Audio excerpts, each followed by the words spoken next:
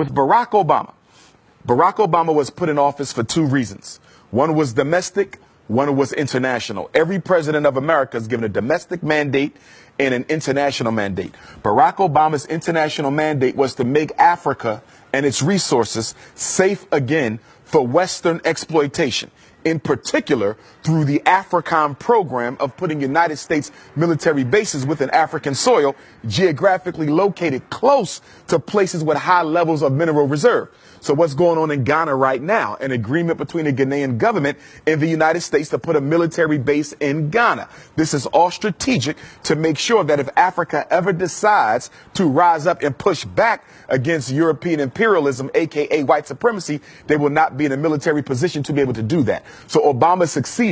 And the reason he succeeded in Africa is because Africa, just like Black America, just like Black Europe, thought the presidency of Barack Obama was a blessing because we don't understand white supremacy and we don't understand politics. It doesn't matter whose face is on the cover. It doesn't matter whose face is out front. The only thing that matters is the color of the hand that makes the decisions. Barack Obama was a flunky. He was a functionary. He was a stool pigeon, and he was a puppet. And yes, he was a coon. Barack Obama did absolutely nothing to benefit Africa. He did absolutely nothing to benefit African people. Now, domestically, Barack Obama's job was to distract Black people in America long enough for the government to take everything that our ancestors fought for, roll it up into one big ball: civil rights, voting rights, affirmative action, equality, you name it, and roll it on over to the feminist movement, roll it on over to the LBGT movement, and roll it on over to the multicultural movement.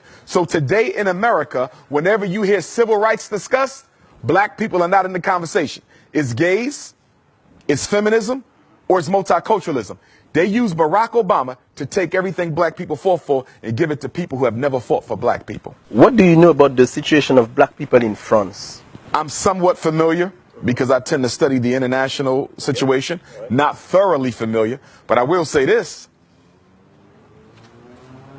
In all my travels, wherever I go, there's four things constant. I don't care if I'm in France, London. I don't care if I'm in South Africa, Nigeria. I don't care if I'm in Holland, Austria, Jamaica, Turks and Caicos, Canada, LA, Houston. On the planet, there's four constants for African people. Number one, we're worshiping a white Jesus. I don't care where you go.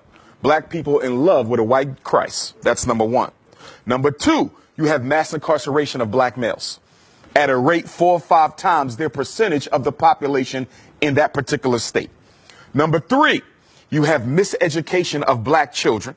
You have the over-identification of Black children in classifications of mental retardation, ADHD, learning disabled. You have record numbers of single Black mothers raising our children on their own, okay? And then on top of that, you also have a Black economy, which is totally dominated by people who do not look like us. I don't care where you go on the planet, Black people are not in control of their economy. Your rice, your bread, your milk, your sneakers, your hats, your clothing, your transportation, your electronics, everything you buy is being sold to you by somebody who don't look like you, but more importantly, don't care about you. What would be the solutions? Because, you know, this is a statement, but now what could be the solutions? Solutions are simple. And the solution hasn't changed since Marcus Garvey articulated it over 100 years ago. And the solution is independence in all areas of human endeavor. The solution for African people is no different than the solution for Chinese people. The solution for African people is no different than the solution for the French people. It's the same.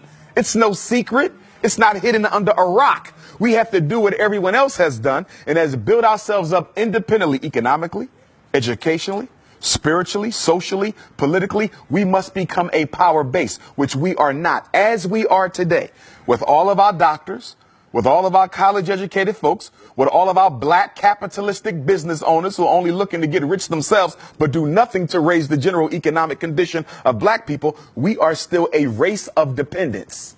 If you live in France, you're dependent on the French government for this and for that. You're dependent on white business to provide your basic needs. America, it's the same thing. Africa, it's the same thing. Wherever we are dependent on the white power structure where we live. There's 4 institutions that you must have in order to be considered an independent community.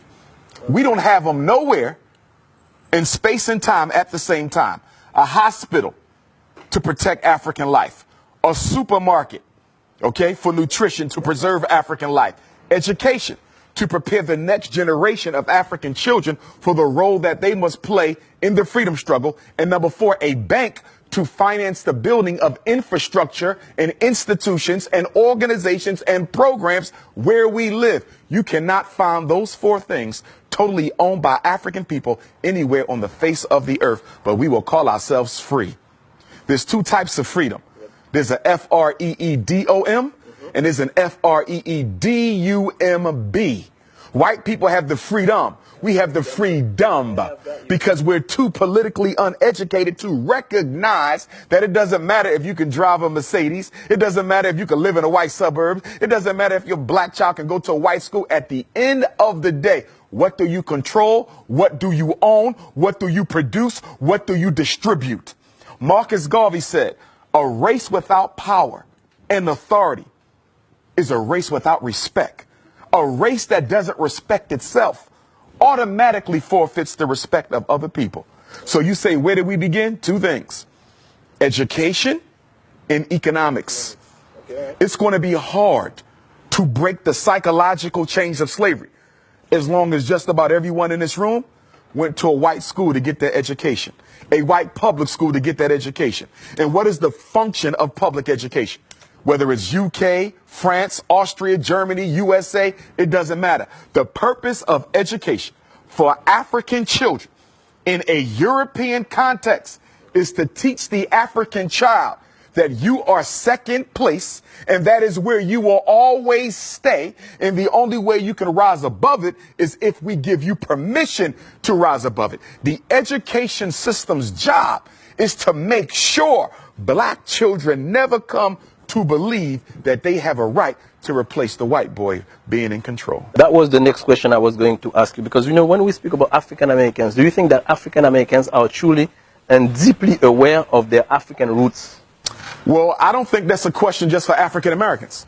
I think that's a question for Africans anywhere. Yeah, of course, but I'm speaking about this because you are from the United States, so of course. Right, but I want to Pan-Africanize the question, though. Okay, all right. So because whether you're dealing with France, whether you're dealing with UK, whether you're dealing with Black America, okay? So globally, yeah. Globally, it's no different. Canada, it's no different. So do you think that Afro-descendants are really aware of their African roots? I think that we are aware of the roots, but we are in denial of the roots, okay? This is why black women spend billions of dollars on perm, weave, blonde hair, green eyes, blue eyes. This is why educated black men, I don't care if they live in Paris, I don't care if they're in Austria, Holland, UK, Canada, US, or South Africa. Educated black men marry outside of their race more than the men of any other race put together because you hate yourself. And the reason why we do this is we actually think we can convince white people if we act white enough to accept us, because we don't understand white supremacy and we don't understand eugenics. Eugenics is the science of exterminating the African DNA. It don't matter if you're light skinned with green eyes, you still African. It don't matter if you're blue, black, purple with nappy hair, you still African. It don't matter if you in Paris speaking French or the US speaking English. At the end of the day, you carry the gene of Africa. And that gene of Africa is the most powerful DNA on earth. We are the only people who can reproduce ourselves in every other group. I can make a baby with a Chinese woman, it's an African baby. I can make a baby with a French woman, it's an African baby. An Arab, an East Indian, a Native American, it's an African baby. You understand? The white man cannot reproduce himself in any other woman but one who looks like him, because he's genetically recessive. I'm genetically dominant, and that's why he must eliminate me. Because in the natural order of things, if I do absolutely nothing, we can literally predict the date where he will no longer exist. So he has to make a decision. He either has to get rid of me first before nature gets rid of him. So speaking about this, what is your feeling about interracial marriage? I don't support it. Why? I have nothing against white women or Chinese women or Arab women or East Indian women, but the black man belongs with the black woman. The first institution that has to be built is the black family. If you don't save that, you save nothing else. If you don't build that, you build nothing else. A white woman can understand my struggle. A Chinese woman can understand my struggle. And what black men fail to recognize, even when you marry white or Arab or Chinese or East Indian or Latino, that woman is still loyal to her race. So it doesn't matter if she had your baby. It doesn't matter if y'all got married. It doesn't matter if y'all sleeping with each other. At the end of the day, her loyalty is not to her husband. It is to her community. And at any moment that that community calls on her to do a job, she will do it. So even though you're laying on top of her, she's still in charge of you.